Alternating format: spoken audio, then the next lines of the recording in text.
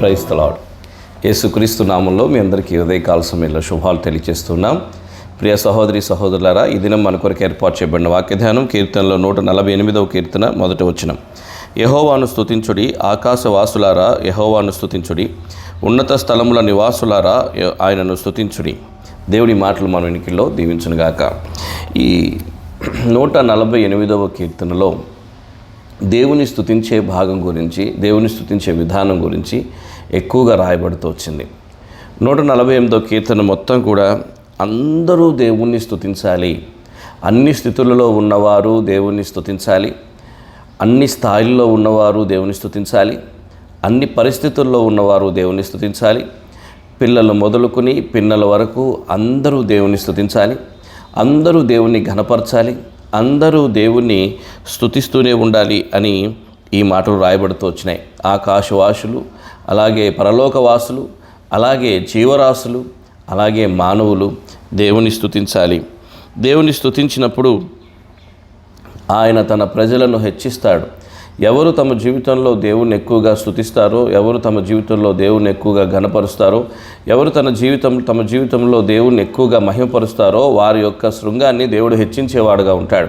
ప్రియమైన సహోదరి సహోదరులారా, స్తుతి మన ఆయుధం, స్తుతి మన బలం, స్తుతి మన యొక్క విజయం, స్తుతి మన యొక్క గమ్యానికి చేర్చే ఒక సాధనం. కాబట్టి స్తుతి గొప్ప సాధనం. ప్రార్థన, స్తుతి, ఆరాధన, వాక్యము ఇవన్నీ కూడా గొప్ప సాధనాలుగా మన జీవితంలో దేవుడు అనుగ్రహించినటువంటి విషయాలు. అందుకనే ఇక్కడ ఈ కీర్తన అన్నిటిలో కూడా అగాధ జలములలో ఉన్న మకరాలు, అలాగే భూమి మీద నివసించే జీవరాశులు, ఆకాశంలో ఎగిరే పక్షులు, అలాగే మనుషులు, అధికారులు, జ్ఞానులు, అలాగే దూతలు, పరలోక రాజ్యమందున్న సైన్యము, భూమి ఆకాశములు పైగా యవ్వనులు, కన్యకలు, అలాగే భూమి ఆకాశములకు పైగా ఉన్నటువంటి జీవరాశులు అన్నీ కూడా దేవుణ్ణి స్తుతిస్తూనే ఉండాలి. నీ జీవితంలో ఎల్లప్పుడూ దేవుణ్ణి స్తుతించు, గొప్ప విజయాన్ని నువ్వు చూస్తావు. నీ జీవితంలో ఎల్లప్పుడూ దేవుణ్ణి ఘనపరుస్తూనే ఉండు. దేవుణ్ణి మహింపరచడం మన యొక్క విధి, దేవుణ్ణి స్తుతించడం మన యొక్క విధి. దేవుణ్ణి ఎప్పుడైతే మనం అధికంగా మహింపరుస్తామో, ఘనపరుస్తామో, దేవుని ఎక్కువగా మనము స్తుతిస్తూ ఉంటామో, మన జీవితంలో అనేకమైనటువంటి శ్రమల నుండి, బాధల నుండి, ఆటంకాల నుండి తప్పించబడతాం. ప్రియ సహోదరి సహోదరులారా, ఆలోచన చేశారా? ఎన్నో అవసరాల గురించి ప్రార్థన చేస్తూ ఉంటాం. మన ప్రార్థనలో ఎన్నో రకాల అవసరతలు ఉంటాయి, ఎన్నో రకాల అక్కరతలు ఉంటాయి, ఎన్నో రకాలైనటువంటి బాధలు, ఇబ్బందుల గురించి మనం దేవుణ్ణి మొరపెడుతూ ఉంటాం. అయితే స్తుతించే వారి జీవితంలో, స్తుతులు కొనసాగించే వారి జీవితంలో బాధలు, అవసరతలు, అక్కరతలు తప్పించబడుతూ ఉంటాయి. వారు ప్రత్యేకంగా ప్రార్థించాల్సిన అవసరం ఉండదు. వారి యొక్క బాధల నుండి తప్పించబడుతూ ఉంటారు. స్తుతించడం అది యథార్థవంతులకు స్తుతి చేయుట శోభస్కరం అని కూడా కీర్తనలో రాయబడి ఉంది. కాబట్టి స్తుతి చేయుట యథార్థవంతులకు శోభస్కరం. మన జీవితంలో శోభస్కరమైనటువంటి కార్యం ఏదైనా ఉంది, దేవునికి ఇష్టమైనటువంటి కార్యం ఏదైనా ఉంది, దేవునికి ఇవ్వగలిగింది ఏదైనా ఉంది అంటే స్తుతించడం మాత్రమే. స్తుతి మాత్రమే మనం ఆయనకి ఇవ్వగలం.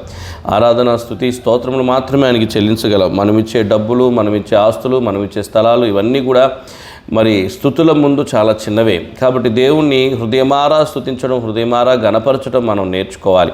ఈ ఉదయకాల సమయంలో మనము ఎలాంటి పరిస్థితుల్లో ఉన్నా, ఎలాంటి స్థితిలో ఉన్నా దేవుణ్ణి స్తుతిస్తూ ముందుకు వెళదాం. 14వ వచనంలో ఈ స్తుతించడం అనే దాని గురించి మాట్లాడుతూ స్తుతిస్తూనే ఉంటే 14వ వచనంలో ఆయన ఏం చేస్తాడు అనే విషయాలు రాయబడినాయి. ఆయన తన ప్రజలకు ఒక శృంగమును హెచ్చించి ఉన్నాడు.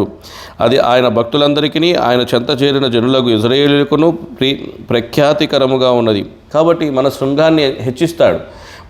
మన యొక్క అవసరతలను, మన యొక్క అక్రతలను తొలగించి మనల్ని అన్ని జనుల మధ్యలో ఘనపరుస్తాడు. అది ప్రఖ్యాతిగాంచేటట్లుగా మనకు సహాయం చేస్తుంది. కాబట్టి ఉదయకాల సమయంలో మనం ప్రభువుకు అప్పగించుకుందాం. దేవుని స్తుతిస్తూ మన జీవితాన్ని కొనసాగిద్దాం. దేవుని స్తుతించడమే మన పని, దేవుని ఘనపరచడమే మన పని. దేవుని హృదయమారా స్తుతిస్తూ జీవితాన్ని కొనసాగిద్దాం. దేవుడు గొప్ప కార్యాలు మన జీవితంలో జరిగిస్తాడు. ప్రార్థన. మహాకృపలిగిన తండ్రి, మహోన్నతుడు అయిన దేవా, యేసుక్రీస్తు ప్రభువారి యొక్క ఉన్నతమైన శ్రేష్టమైన నామంలో మరొకసారి నీ పాద సన్నిధిలో చేరి నామాన్ని స్తుతించాలని మహిమపరుస్తున్నాం. ఈ ఉదయకాల సమయంలో నిన్ను స్తుతించుటలో, మా ప్రభువా నిన్ను ఘనపరచుటలో మాకున్నటువంటి గొప్ప ఆశీర్వాదం మేము చూస్తూ వచ్చినాం. అటురీతిగా మా జీవితంలో ఎల్లప్పుడూ మిమ్మల్ని స్తుతించేవారిగా మమ్మల్ని ఉంచండి. నీ కొందనములు తెలియజేసుకుంటూ వింటున్న ప్రతి ఒక్కరిని దీవించి, ఈ దినం వారు చేసే పనుల్లో విజయం అనుగురించి వారు నిన్ను స్తుతించినట్లుగా సహాయం చేయండి. ఈ పరిచయం నీకు ఫలింపజేసి అనేక మందికి ఆశీర్వాదకరంగా, దీవెనకరంగా చేయమని యేసు యేసుక్రీస్తు ప్రభువారి శ్రేష్టమైన శ్లాఘనీయమైన సార్వభౌమాధికారం కలిగిన నామంలో అడిగి వేడి ప్రార్థిస్తున్నాం తండ్రి. ఆమేన్. Praise the Lord. దేవుడు మిమ్మల్ని దీవించును గాక.